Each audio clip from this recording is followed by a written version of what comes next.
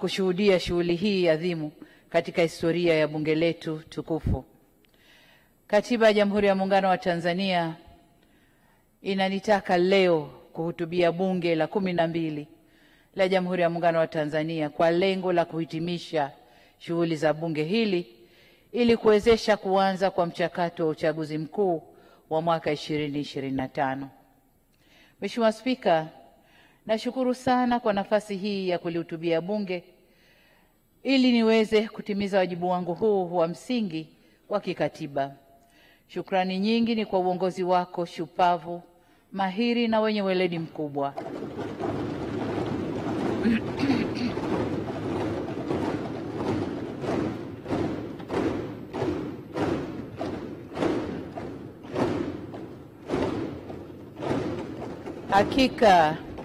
Hakika Mheshimiwa Spika, umeliongoza vyema bunge hili na kukamilisha mikutano 19 katika bunge hili la 12. Najua haikuwa kazi rahisi, lakini pia ni kazi nyepesi kwako, kwani kuna wengi na kila mmoja na kichwa chake ndani ya bunge hili. Kwa hiyo haikuwa kazi rahisi kwako,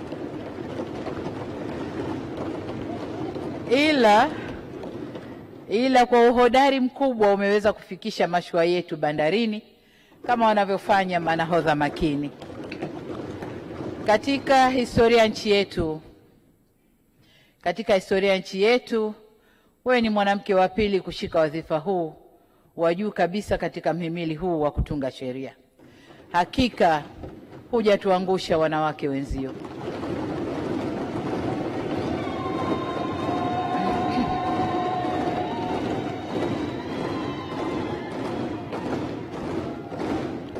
Mheshimiwa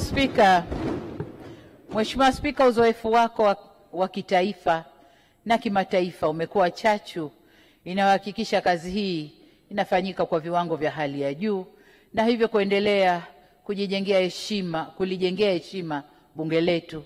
Hongereni sana. Aidha, Mheshimiwa Spika, nikupongeze kwa kutekeleza majukumu haya sambamba na majukumu yako ya rais wa 31 wa Umoja wa Mabunge Duniani. Mheshimiwa Spika, kule nako umeweka historia ya kuwa mwanamke wa kwanza kutoka Afrika kuchaguliwa kushika nafasi hiyo.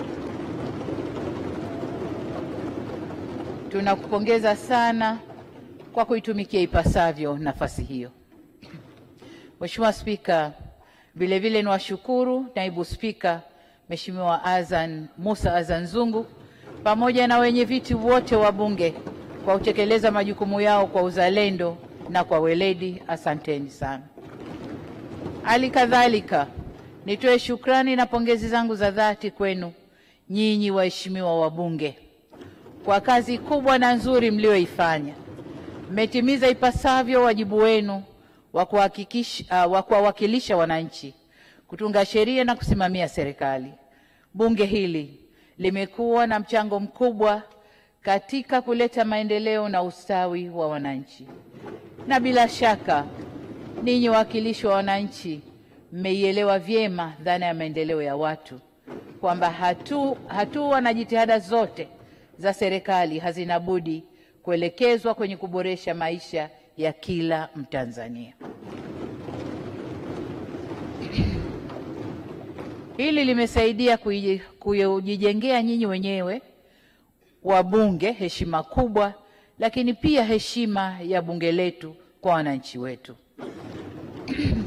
Mheshimiwa Spika, sina budi kutambua mchango na mafanikio ya waheshimiwa wabunge waliotuwakilisha kwenye majukwaa ya mabunge ya Umoja wa Afrika, Jumuiya ya Afrika Mashariki, Jumuiya ya Maendeleo Kusini mwa Afrika na Jumuiya ya Ukanda wa Maziwa Makuu.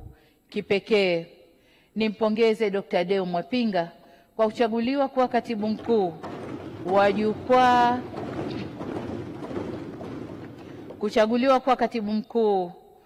jukwaa la mabunge ya Jumuiya ya Ukanda wa Maziwa Makuu.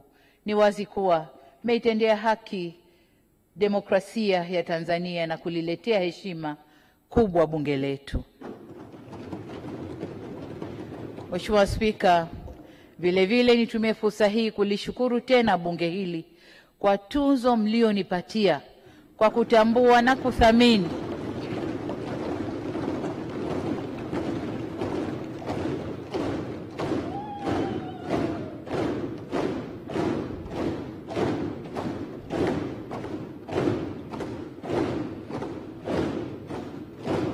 na washukuru waheshimiwa wabunge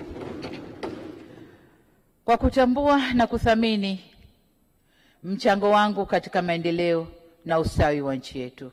Ila kama nilivyosema siku nikipokea tunzo hiyo, mafanikio haya yaliyopatikana yanatokana na mchango mkubwa wa bunge, viongozi wenzangu serikalini, pamoja na Watanzania wote. Kwa hiyo tunzo ile ni yetu sote. Nawashukuru sana kwa ushirikiano wenu. Mheshimiwa Spika, nitumie fursa hii kuwashukuru watangulizi wangu ambao leo hii nipo nao hapa, kwa kuwa nilisimama juu ya mabega yao na kuweza kujifunza. Hakika misingi imara walioiweka imewezesha kupatikana kwa mafanikio haya mbalimbali katika kipindi changu cha miaka minne. Nikiri tu kwamba misingi yao na ushauri wao kwa wale niliobahatika kufanya kazi nao umenisaidia sana mimi binafsi pamoja na serikali ninayoiongoza. Nimefurahi kuona Mheshimiwa Rais Mstaafu Dr. Jakaya Mrisho Kikwete yupo hapa pamoja na makamo wa rais wastaafu na pia mawaziri wakuu wastaafu, tupo nao hapa pamoja. Nichukue fursa hii kuwashukuru sana viongozi hawa kwa msaada wa kimawazo na ushauri ambapo wameendelea kunipa katika kipindi chote cha uongozi wangu. Hakika nimeamini kuwa wazee ni dawa, na palipo na wazee hapa haribiki jambo. Nawashukuru sana. Mheshimiwa Spika, nikimalizia shukrani zangu, ila sio kwa umuhimu, ni washukuru waajiri wangu wa Tanzania. Hakika wao ndio hamasa na chachu ya mimi kufanya yote haya. Nawashukuru kwa sala, dua na maombi yao, bila kusahau ushirikiano mkubwa wa hali na mali katika kulijenga taifa au kuijenga Tanzania tunayoitaka na taifa linalotumainiwa. Mheshimiwa Spika, tangu bunge hili la 12 lianze, kuna viongozi, ndugu, jamaa na marafiki waliotutoka. Kama tunavyojua, tuliondokewa na hayati Dr. John Pombe Magufuli, rais wa awamu ya 5. Vile vile tuliondokewa pia na hayati Mzee Ali Hassan Mwinyi, rais mstaafu wa awamu ya 2, hayati Cleopa David Msuya, aliyekuwa makamu wa kwanza wa rais na waziri mkuu mstaafu, na hayati Edward Ngoyai Lowassa, aliyewahi kuwa waziri mkuu. Mheshimiwa Spika, hata katika bunge hili wapo pia wabunge wenzetu tulikuwa nao wakati nikizindua bunge hili tarehe 22 mwezi wa 4 2021, ila sasa wametangulia mbele ya haki. Taendelea kuwakumbuka Mheshimiwa Martha Umbula, viti maalum, Mheshimiwa Atashasta Nditie wa jimbo la Muhambwe, Mheshimiwa Khatibu Haji wa jimbo la Konde, Mheshimiwa Elias Kwandikwa wa jimbo la Ushetu, Mheshimiwa William Olenasha wa jimbo la Ngorongoro, Mheshimiwa Irene Ndiamkama, viti maalum, Mheshimiwa Musa wa jimbo la Amani, Mheshimiwa Francis Mtega wa jimbo la Mbarali, na Mheshimiwa Ahmad Abdul Wakil wa jimbo la Kwahani, na vile vile Mheshimiwa Dr. Fosi Ndugulile wa jimbo la Kigamboni. Hivyo naomba tusimame dakika moja kuwaombea. Mwenyezi Mungu azipumzishe roho zao mahali pema peponi.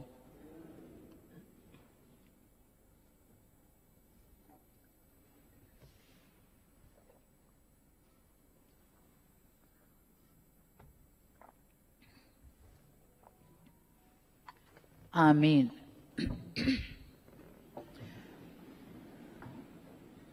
Mheshimiwa Spika, utakumbuka kuwa tarehe 22 mwezi wa 4 mwaka 2021, takriban mwezi mmoja baada ya kushika wadhifa wa urais wa Jamhuri ya Muungano wa Tanzania, nilihutubia bunge hili.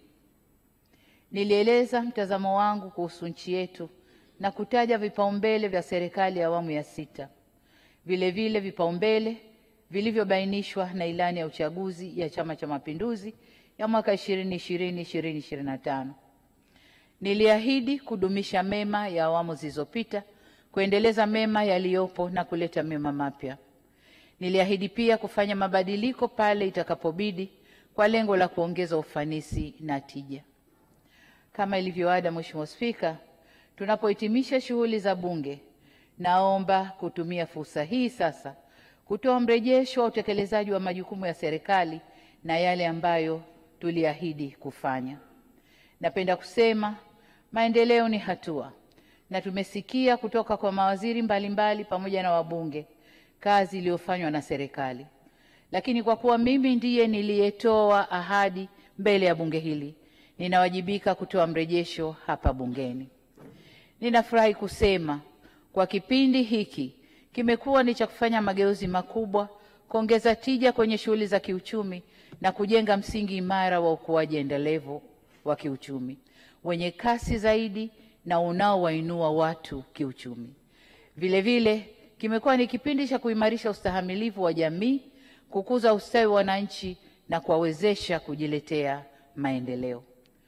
Mheshimiwa Spika, nilipokabidhiwa dhamana ya kuiongoza nchi yetu, niliahidi kudumisha tunu za taifa letu, yaani amani, umoja na mshikamano, uhuru wa nchi yetu, mapinduzi matukufu ya Zanzibar, pamoja na kudumisha muungano wetu.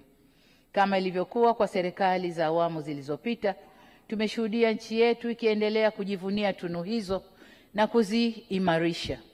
Nyote ni mashahidi wa namna nchi yetu Tanzania imeendelea kuwa nchi moja na Watanzania wanaendelea kuwa wamoja, wenye mashirikiano,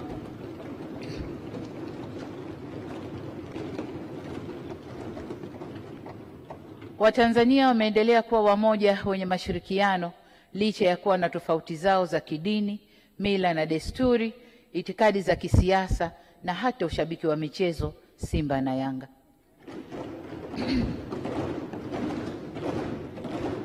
Mheshimiwa Waziri Mkuu, natambua Namungo pia na natambua Singida United. Mtakumbuka kuwa katika hotuba yangu ya kufungua Bunge nilisisitiza umuhimu wa viongozi wa pande zote mbili za muungano kukutana na kuzungumzia ustawi wa muungano wetu. Nafurahi kuwataarifu kwamba maagizo yangu yale yametekelezwa kwa ufanisi zaidi chini ya wenyekiti wa makamo wa rais akisaidiwa na Waziri Mkuu kwa upande wa Tanzania bara na kwa upande wa Zanzibar makamu wa pili wa rais. Katika kipindi hiki tumepiga hatua kubwa, hususan kwa kuzipatia ufumbuzi jumla ya hoja 15 za muungano, hatua inayozidi kuongeza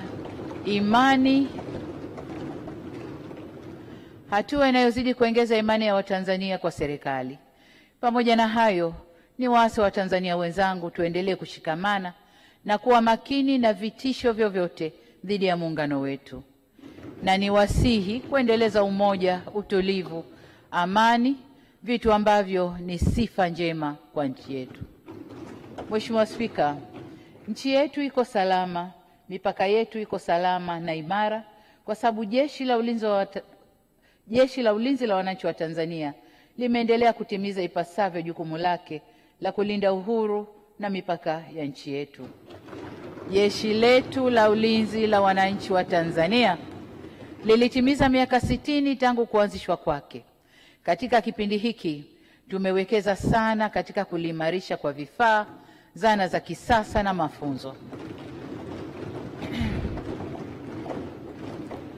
Weledi na nidhamu ya wanajeshi wetu ni ya hali ya juu na ya kupigiwa mfano. Tumeboresha maslahi na makazi ya wanajeshi kwa kujenga nyumba mpya 6,064 za kuishi askari. Uwezeshaji huo umechangia kulifanya jeshi letu kushiriki ipasavyo katika shughuli mbalimbali za kitaifa na kimataifa, ikiwemo ulinzi wa rasilimali, ulinzi wa miradi mikubwa ya kimkakati na operesheni za ulinzi wa amani za Umoja wa Mataifa, hasa nchini Jamhuri ya Kidemokrasia ya Kongo, Jamhuri ya Afrika ya Kati, Lebanon, Sudan au Sudan Kusini na eneo la Abyei. Mheshimiwa Spika, Kwa upande wa Jeshi la Kujenga Taifa, tumepanua miundombinu na kuongeza idadi ya vijana wanaojiunga na jeshi kutoka 160,427 mwaka 2020 hadi 190,059 mwaka 2025. Tumefanya hivyo kwa kutambua kuwa Jeshi la Kujenga Taifa ni nyenzo muhimu ya kujenga ujasiri, uzalendo na dhana ya kujitegemea miongoni mwa vijana. Vile vile SUMA JKT imeweza kushiriki kikamilifu kufanikisha utekelezaji wa miradi mbalimbali ya uzalishaji na miradi ya ujenzi. Mheshimiwa Spika, kwa upande wa Jeshi la Polisi, tumeendelea kuliimarisha kwa kuboresha mazingira ya kazi na kuongeza miundombinu, ambapo vituo vya polisi 472 vimejengwa hadi ngazi ya kata na shehia. Halikadhalika tumeboresha makazi ya askari na kununua vitendea kazi ikiwemo magari na pikipiki kwa ajili ya kazi za utawala na operesheni. Aidha, askari wapya 16,000 wameajiriwa, huku maofisa wakaguzi na askari 10,363 wakipandishwa vyeo. Natoa pongezi nyingi kwa Jeshi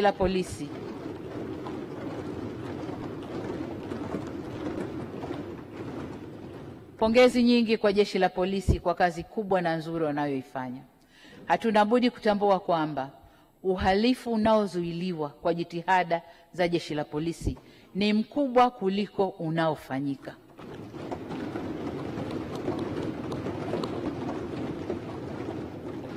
Kasi ya kuwabaini na kuwakamata wahalifu na kuwafikisha mahakamani imeongezeka, jambo ambalo bado hatujafanikiwa vya kutosha ni ajali za barabarani.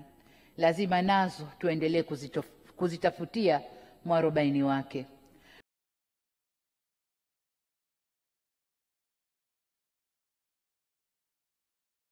Keza Jeshi la Polisi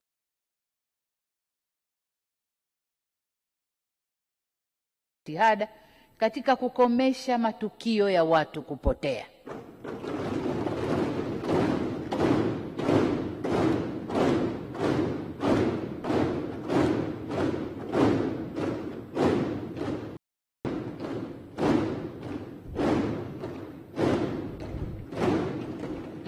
Mheshimiwa Spika, jeshi letu la magereza nalo limeendelea kutekeleza vizuri majukumu yake ya kulinda wafungwa na kurekebisha tabia zao. Aidha, katika kulinda haki za binadamu, tumeendelea kuboresha huduma za malazi, mavazi na chakula kwa wafungwa jinsi hali ya uchumi inavyoimarika. Kwa upande wa watumishi, serikali imepandisha vyeo maafisa waandamizi na askari wa jeshi hilo wapatao 14,733 na kuajiri askari wapya 3,404, hivyo kupunguza uhaba wa rasilimali watu.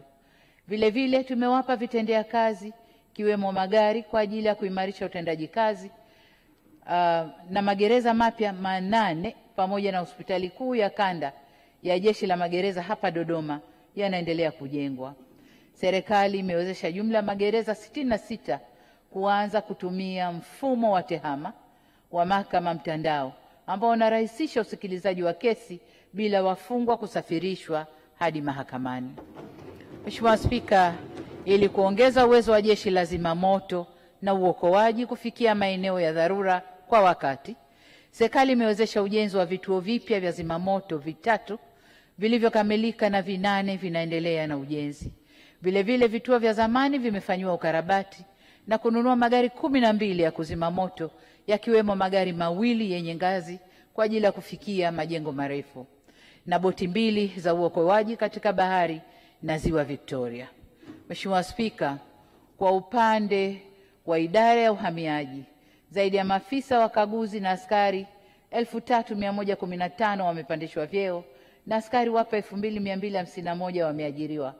Aidha, doria, misako na operesheni ziliimarishwa katika maeneo mbalimbali nchini na zimewezesha kukamatwa kwa watu 97,538 kwa makosa ya uhamiaji ambao wamechukuliwa hatua za kisheria, kiwemo kwa baadhi yao kuondoshwa nchini.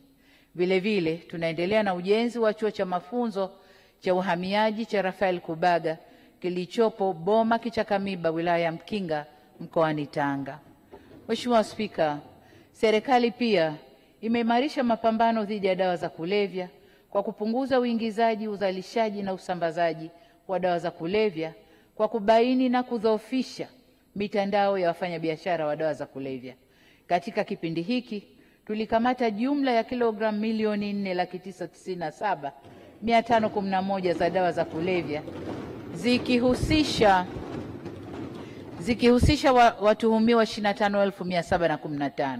Kwa upande mwingine, katika kuwasaidia waathirika, tumeongeza vituo vya utoaji huduma za tiba kwa waraibu wa dawa za kulevya kutoka vituo 9 mwaka 2020 hadi vituo 18 mwaka 2025. Ili kupanua wigo wa huduma hii muhimu, pamoja na hatua hizo madhubuti za kudhibiti na kuwalinda vijana wetu dhidi ya dawa hizo, hatua nyingine za kudhibiti na kuwalinda vijana wetu na dawa hizo zinaendelea kuchukuliwa. Mheshimiwa Spika, ili kuimarisha mfumo wa usimamizi wa maafa, tulirekebisha Sera ya Taifa ya Usimamizi wa Maafa ya mwaka 2004 toleo la mwaka 2025 na tulitunga Sheria ya Usimamizi wa Maafa namba 6 ya mwaka 2022 kwa lengo la kuweka mfumo wa kitaasisi wa usimamizi wa maafa kuanzia ngazi ya taifa hadi wilaya. Nyote ni mashahidi wa maafa makubwa yaliyotufika kwa nyakati tofauti kutokana na mvua kubwa kwenye maeneo ya Hanang', Mbeya, Rufiji na Moshi. Kipekee nivipongeze vyombo vya ulinzi na usalama kwa kuwa mstari wa mbele na kushiriki katika uokoaji wakati wa maafa, na vile vile walishiriki kwenye usambazaji wa mahitaji muhimu kwa waathirika. Mheshimiwa Spika, kufuatia maafa ya Hanang', serikali iliratibu ujenzi wa nyumba 109 za kudumu zenye thamani ya shilingi bilioni 3 na milioni 8 kwa ajili ya waathirika 745 ambao nyumba zao ziliharibiwa.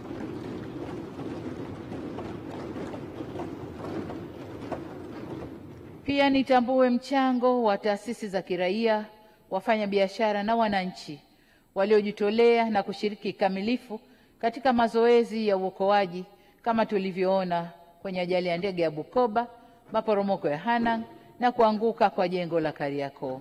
Huu ndio Utanzania na ninawapongeza tena kwa moyo wao wa utu na uzalendo.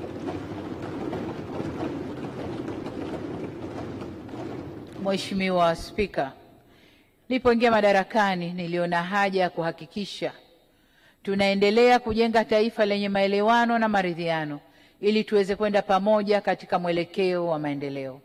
Dhima hili ni sukuma kubuni na kutekeleza falsafa ya R4.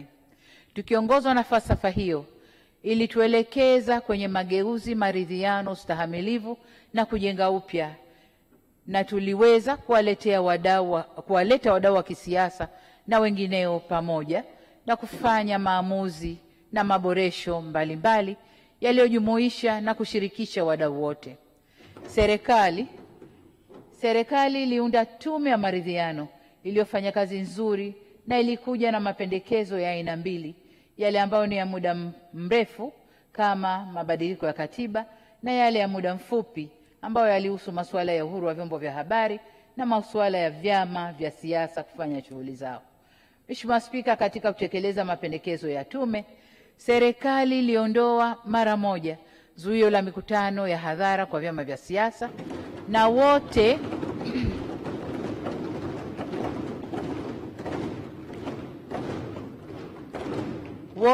tumeshuhudia vyama vikiendelea kufanya shughuli zao kwa uhuru, ikiwemo mikutano ya hadhara kote nchini. Vile vile Baraza la Vyama vya Siasa limefanya mikutano 6 na kutoa mawazo na ushauri uliowasilishwa serikalini kwa kufanyiwa kazi. Kufuatia mashauriano yaliyohusisha wadau wote wa kisiasa, Bunge lilitunga Sheria ya Tume Huru ya Taifa ya Uchaguzi namba 1 ya mwaka 2024, Sheria ya Uchaguzi wa Rais, Sheria ya Uchaguzi wa Rais wa Bunge na Madiwani namba 2 ya mwaka 2024, sheria ya vyama vya siasa sura 258 na sheria ya gharama za uchaguzi. Kwa mara ya kwanza katika historia ya nchi yetu, Tume Huru ya Taifa ya Uchaguzi iliundwa kwa sheria yake yenyewe ili kujibu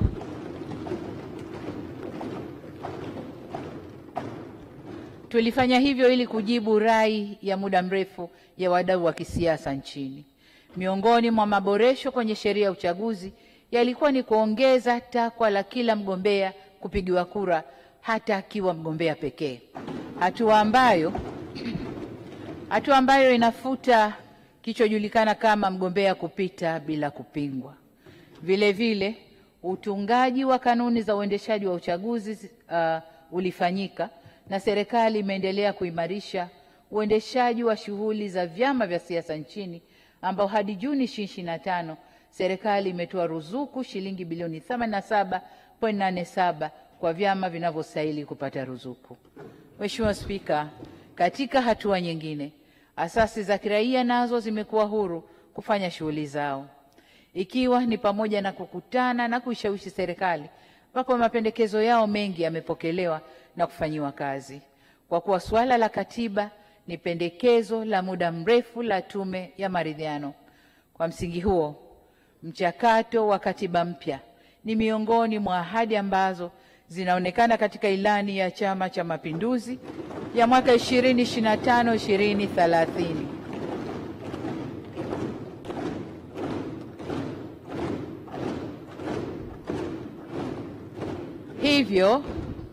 Hivyo ni kusema kwamba shughuli ya kuanza kufanya katiba mpya itatekelezwa katika kipindi kijacho cha miaka 5.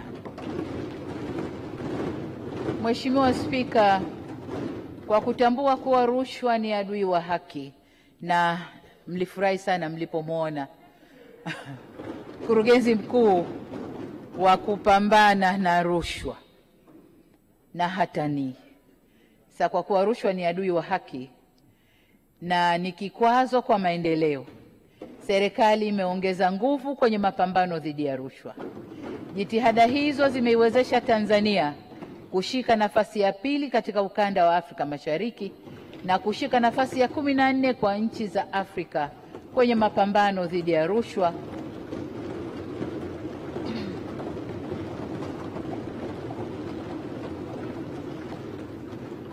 Na hii ni kwa mujibu wa taarifa ya taasisi ya Transparency International ya mwaka 2024.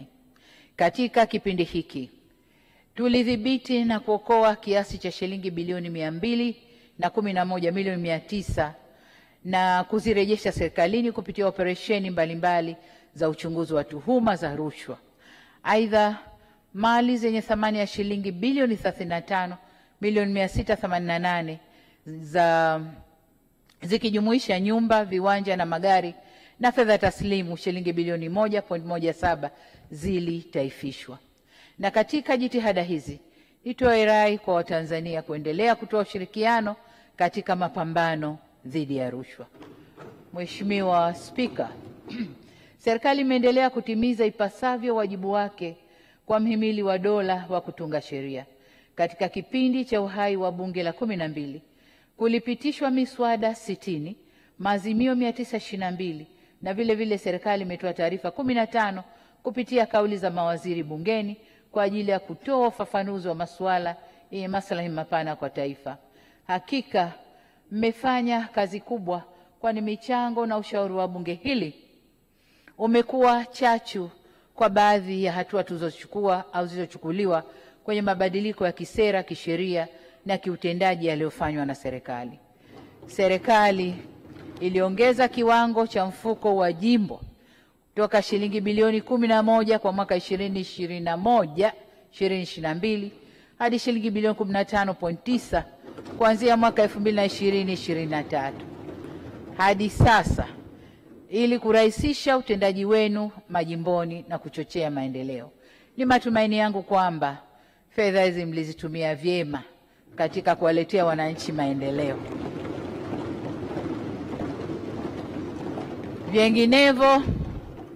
Vinginevyo wakati ni sasa. Mheshimiwa Spika, Uchaguzi mkuu ndio mazungumzo makubwa nchini kwa sasa. Niseme kuwa Tume Huru ya Taifa ya Uchaguzi itatangaza hivi karibuni tarehe ya siku ya uchaguzi. Zoezi la uandikishwaji limeshakamilika nchi nzima. Zoezi la kuboresha daftari la kudumu la wapiga kura limekamilika kwa awamu mbili kama ambavyo sheria imeelekeza. Sote tumeshuhudia mwitikio mzuri wananchi kujitokeza kwenye vituo vya kuandikisha wapiga kura, na ninawapongeza wananchi wote kwa kujitokeza kwao.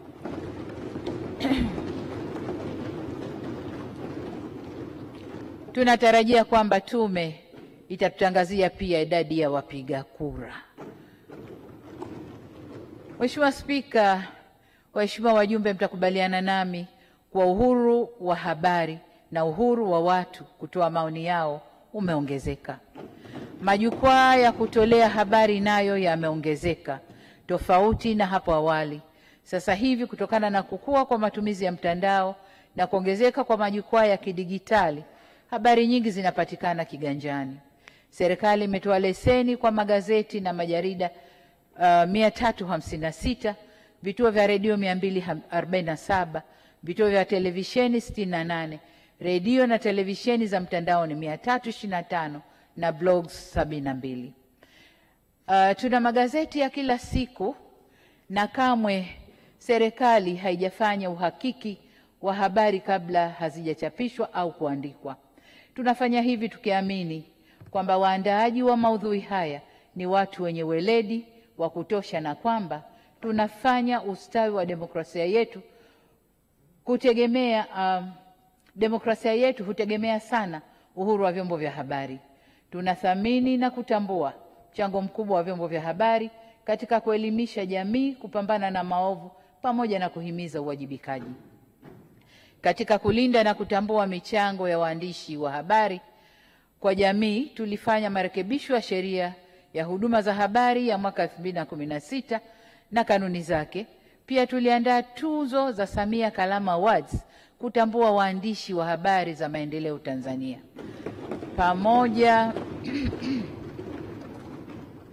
Pamoja na hatua hizi zote, hatukusita wala kuchelea kuchukua hatua pale uhuru huu ulipotumiwa vibaya na kusitisha au kutishia kuleta vurugu nchini pamoja na kuvuruga usalama wa jamii, au pale uhuru huu ulikiuka sheria za nchi au maadili, mila na desturi za Kitanzania. Hivyo basi tutaendelea kusimamia uhuru wa vyombo vya habari wakati wote. Hali ya uchumi Tanzania. Mheshimiwa Spika, serikali imeendelea kuelekeza nguvu kwenye sera za kiuchumi jumla na sera za uchumi katika ngazi za chini zinazogusa wananchi wa kawaida. Ni wazi kuwa kazi hii haikuwa nyepesi wala rahisi kutokana na hali ya Uviko 19 na migogoro ya kikanda inayoendelea ambayo imepelekea uchumi wa dunia kutetereka. Ili kukabiliana na hali hii, serikali ilichukua hatua mbalimbali za kisera, kiutawala na uwekezaji ili kukuza uchumi wa nchi yetu. Ni wazi kuwa jitihada zetu zilizaa matunda. Ukuaji wa uchumi wa nchi yetu ulipanda kutoka wastani wa 3.9 mwaka 2021 hadi 5.5 mwaka 2024.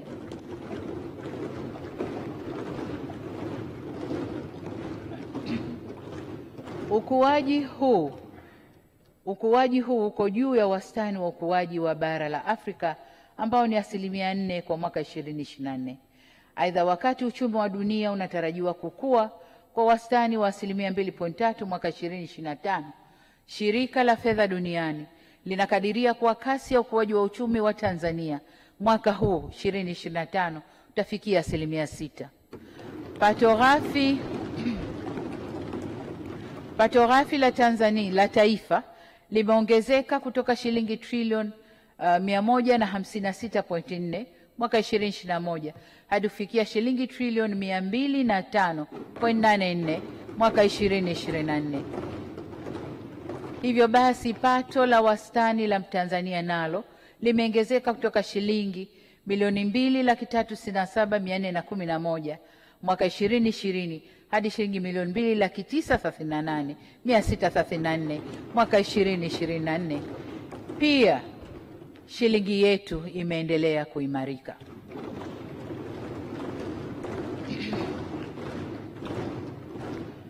Mheshimiwa Spika, kiashiria kingine muhimu cha utulivu wa uchumi ni mfumuko wa bei ambao uliendelea kuwa chini ya 5% kwa miaka yote minne. Kiwango hiki sio tu kipo ndani ya lengo letu kama nchi la kuhakikisha hakizidi 5%, bali pia ni miongoni mwa viwango bora Afrika Mashariki na kiko chini ya wastani wa mfumuko wa bei ulioshuhudiwa barani Afrika, hali inayotokana na utekelezaji madhubuti wa sera za fedha na bajeti na uhakika wa upatikanaji wa chakula katika masoko ya ndani kutokana na kukuza tija katika kuzalisha au uzalishaji wa chakula.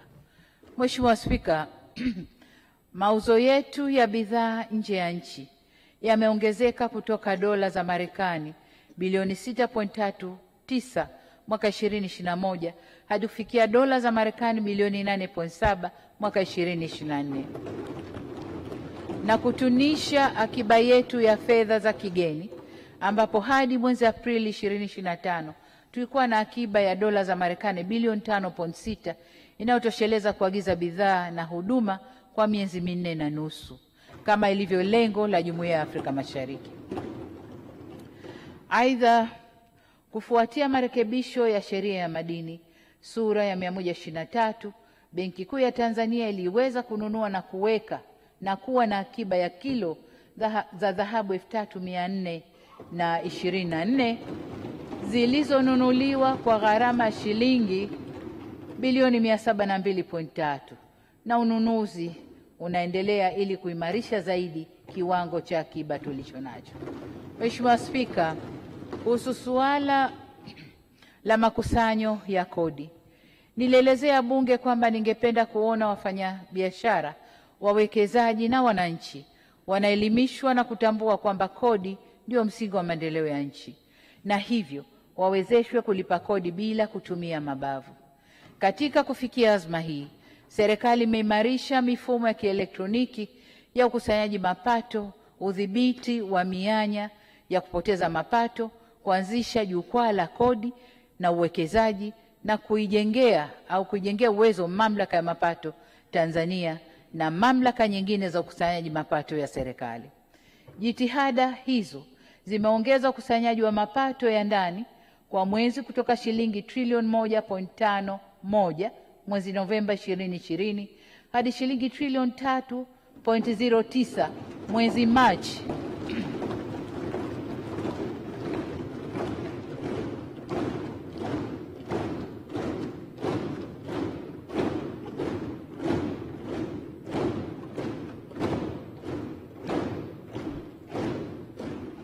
Nashukuru Mheshimiwa Bunge. Kwa hiyo tumefikia shilingi trilioni 3.09 mwezi Machi mwaka huu 2025, ikiwa ni ongezeko la 104%. Ili kuimarisha zaidi usimamizi wa kodi nchini, niliunda Tume ya Rais ya Marekebisho ya Kodi ambayo tunatarajia itakuja na mapendekezo yatakayoleta mageuzi ya kiutendaji kwenye mifumo wa utozaji na ukusanyaji wa kodi nchini. Mheshimiwa Spika, ili kutoa huduma bora kwa wananchi, bajeti ya serikali imeongezwa kutoka shilingi trilioni 34.88 mwaka 2021 hadi shilingi trilioni 50.29 mwaka 2024/25, ikiwa ni ongezeko la wastani wa 8.84% kwa mwaka. Nalishukuru sana Bunge hili kwa kupitisha bajeti hizo.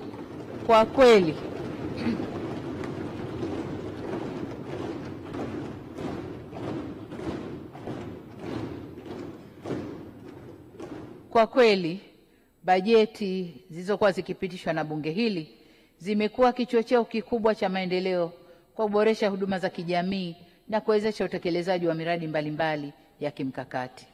Mheshimiwa Spika, hadi kufikia Mei 2025, deni la serikali lilifikia shilingi trilioni 107.7. Kati ya deni hilo, deni la nje ni shilingi trilioni 72.94 na deni la ndani ni shilingi trilioni 34.76.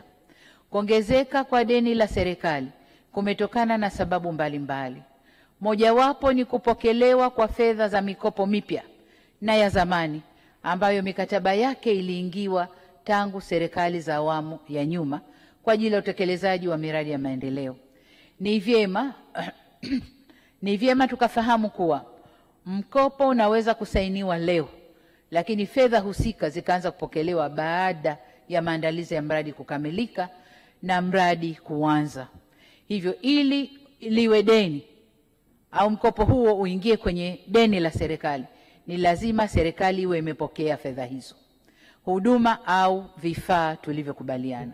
Hivyo ni vyema wananchi wakaelewa kuwa katika awamu ya 6 pamoja na kusaini mikopo mipya, lakini pia tumeendelea kupokea fedha za mikopo ambayo ilisainiwa katika vipindi tofauti na kuongeza kiasi cha deni la serikali. Kwa mfano, awamu ya 6 imepokea kiasi cha shilingi trilioni 11.3 ikiwa ni mikopo iliyosainiwa na awamu zilizopita. Sababu nyingine ongezeko la deni la nje ni kuimarika kwa dola ya Marekani dhidi ya shilingi ya Tanzania. Kwa mfano, mwezi Machi 2021, kiwango cha kubadilisha shilingi ya Tanzania dhidi ya dola za Marekani kilikuwa shilingi 2298.5, wakati mwezi Machi mwaka huu 25 kiwango hicho kilikuwa 2650. Hivyo endapo deni la serikali litatajwa kwa shilingi za Tanzania, ni lazima lionekane limeongezeka. Mathalan, kwa sasa deni limeongezeka kwa zaidi ya shilingi trilioni 3.9 kutokana na exchange rate. Hatua hii ya kushuka kwa thamani kwa shilingi dhidi ya dola ya Marekani isichukuliwe kama ni hatua hasi, bali ilikuwa ni hatua muhimu ya kukabiliana na mtikisiko wa uchumi wa dunia. Mheshimiwa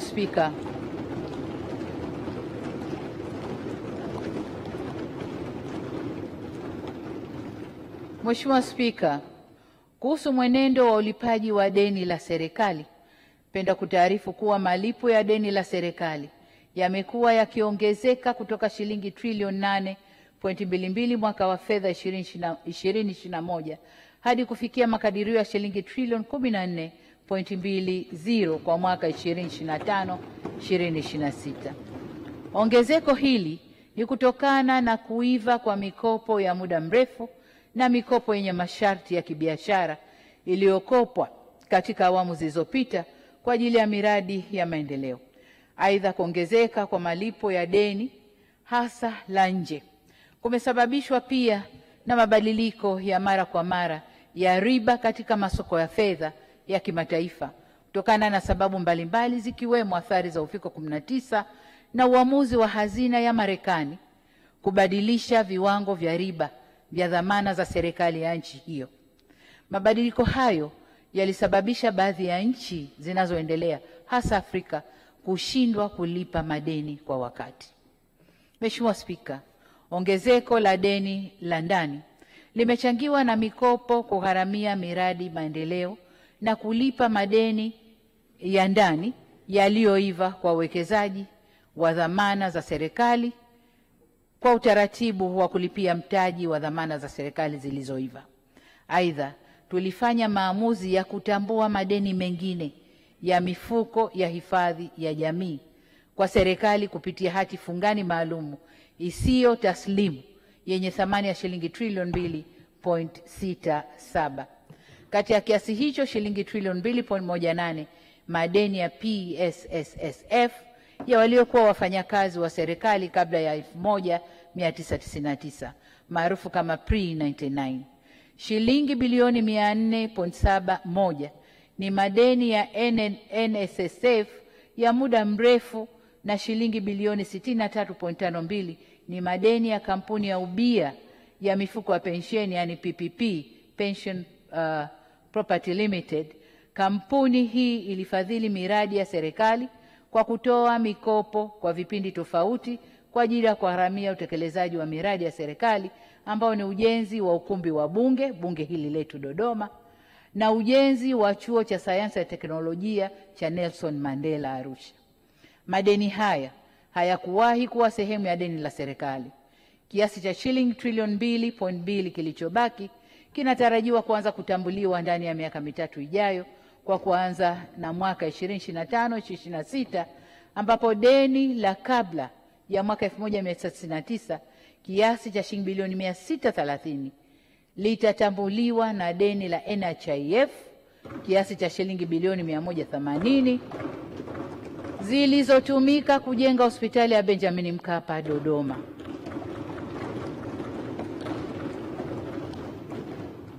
Lengo la hatua hizi ni kunusuru mifuko ya hifadhi ya jamii yenyewe, lakini pia kuhakikisha wastaafu wetu waliotumikia taifa wanapata mafao kwa wakati. Kwa ujumla, tumeyatambua madeni haya na kuweka kwenye deni la serikali, deni la ndani, ili kutoa nafuu kwa mifuko yetu. Mheshimiwa Spika, nimeona niyaseme haya kwa urefu ili Watanzania waelewe kuhusu swala hili la deni la taifa ambalo hupotoshwa mara kwa mara. Aidha, niwahakikishie Watanzania kuwa serikali inaendelea kuchukua hatua kuhakikisha deni linaendelea kwa himilivu. Tutaendelea kuimarisha ukusanyaji wa mapato ya ndani ili kupunguza utegemezi wa mikopo katika ugharamiaji wa bajeti zetu. Tutaendelea kuelekeza fedha za mikopo katika miradi inayokuza mapato ya ndani na mauzo ya bidhaa na huduma nje ya nchi. Tutaendelea kuhakikisha maafisa masuuli wanazingatia maandalizi ya msingi ya mradi kabla kuingia mikataba kwa mujibu wa sheria, kanuni na miongozo, ikiwemo sheria ya mikopo, dhamana na misaada sura 134. Vile vile tutaendelea kuimarisha ufuatiliaji na usimamizi wa miradi inayotekelezwa kwa mikopo ili kuhakikisha inaleta tija iliyokusudiwa. Mheshimiwa Spika, kwa upande wa nidhamu ya matumizi ya fedha na mali za serikali, tumeendelea kuelekeza nguvu zetu katika kupunguza matumizi yasiyo ya lazima, kuimarisha utaratibu wa manunuzi serikalini na ukaguzi wa hesabu za serikali. Kwa upande wa ununuzi wa bidhaa na huduma, tumehakikisha sheria ya mamlaka ya ununuzi wa umma inafanya kazi ipasavyo ili kuhakikisha kuwa kuna usimamizi thabiti wa sheria hiyo na kanuni zake. Mheshimiwa Spika, sote tunafahamu kwamba mipango si matumizi. Hivyo basi, katika kuimarisha matumizi sahihi ya fedha tunazozikusanya na kukopa, tuliunda tena tume ya mipango ili kuhakikisha mipango ya kisekta inafungamana na malengo ya kitaifa pamoja na rasilimali tulizonazo. Mheshimiwa Spika, tumesimamia utekelezaji wa dira ya taifa ya maendeleo ya mwaka 2025 kwa mafanikio makubwa. Uchumi umekuwa na nchi kuweza kuingia katika kipato cha kati, ngazi ya chini, na kuimarisha maisha ya Watanzania. Serikali imekamilisha maandalizi ya dira ya taifa ya maendeleo ya mwaka 2050. Dira hiyo mpya tutakayoizindua rasmi mwezi Julai, mwezi unaofuata, itatupa mwelekeo utakaowezesha taifa letu kupiga hatua zaidi za maendeleo. Niwashukuru wote waliohusika kuitayarisha, hususan wananchi walioeleza bayana mahitaji na matarajio ya Tanzania wanayoitaka kuiona katika miaka 25 ijayo. Mheshimiwa Spika, vile vile nafurahi kwamba tumefanya mazoezi tulioimarisha mfumo wetu wa takwimu au takwimu muhimu katika kufanya mipango yetu. Mwaka 2022 tulifanya sensa ya watu na makazi, tukiendeleza utamaduni wetu wa kufanya sensa kila baada ya miaka 10. Vile vile tulifanya utafiti wa mwenendo wa idadi ya watu na masuala ya afya. Zaidi ya hapo, na kwa mara ya kwanza katika historia ya nchi yetu, tuliweza kufanya sensa ya majengo kote nchini. Mazoezi yote haya yametuwezesha kupata taarifa muhimu zitakazotusaidia kupanga mipango yetu ya maendeleo kisayansi zaidi. Mheshimiwa Spika, amani tulio nayo kwa kiasi kikubwa inalindwa na uimara na ufanisi wa mahakama zetu na vyombo vingine vya kusimamia haki. Hii ni kwa sababu amani na utulivu hustawi pale ambapo haki huonekana kutendeka. Katika kuimarisha utawala wa sheria, kuongeza wajibikaji na ufanisi, kupunguza malalamiko ya wananchi na ucheleweshaji wa mashauri, niliunda Tume ya Rais ya kuangalia namna ya kuboresha mifumo ya haki jinai. Mapendekezo ya tume hiyo yanaendelea kutekelezwa na taasisi mbalimbali. Kwa kipindi chote, mahakama imeendelea kuwa huru na kamwe serikali haikuingilia mahakama katika kazi zake.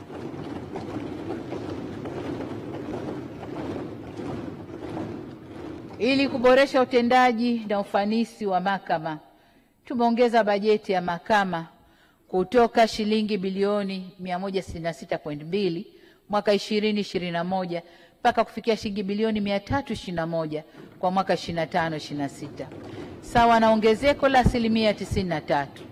Vile vile tumeongeza idadi ya majaji, mahakimu na mawakili wa serikali, na nafarijika kwamba tumezingatia uwakilishi wa kijinsia. Katika kipindi hiki pia nimeteua majaji wapya 83, ambapo majaji wa mahakama ya rufani ni 15, kati yao 4 ni wanawake, na majaji wa mahakama kuu 68, kati yao 30 ni wanawake.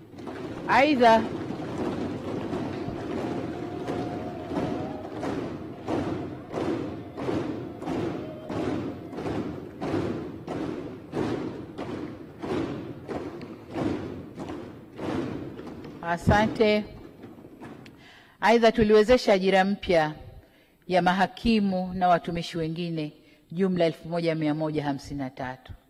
Majaji na mahakimu wanawake wamekuwa wengi wakati mwingine wowote, wamekuwa wengi wakati huu kuliko wakati mwingine wowote katika historia ya nchi yetu.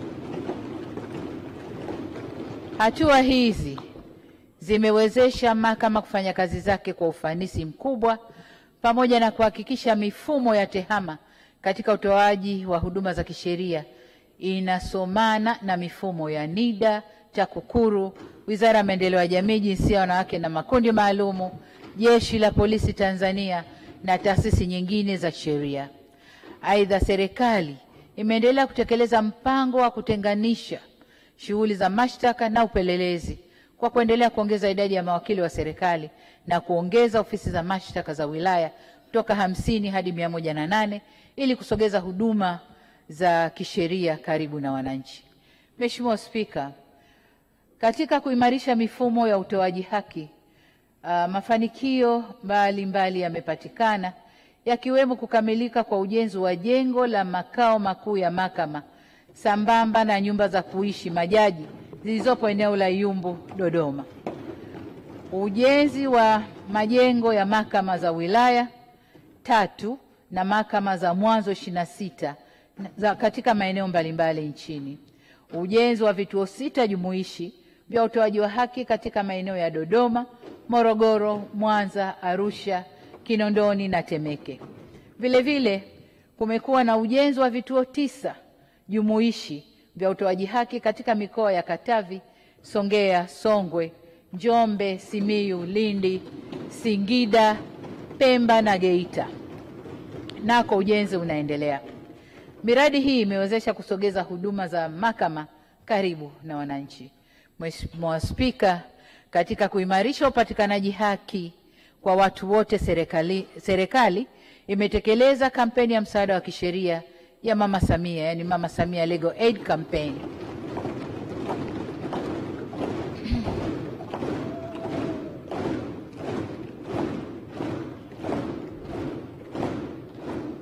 Asante. Jumla ya wananchi 2698, jumla ya wananchi milioni 2,698,908 kwenye mikoa 25 wamepatiwa huduma mbalimbali za kisheria kupitia kampeni hii. Mheshimiwa Spika, kwa mara ya kwanza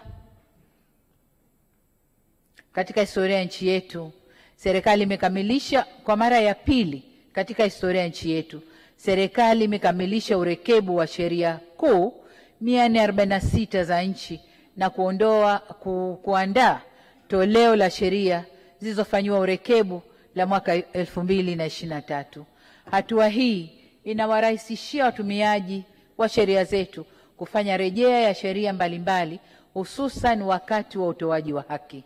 Toleo hili ambalo litaanza kutumika tarehe 1 Julai mwaka huu 2025 litaimarisha utawala wa sheria.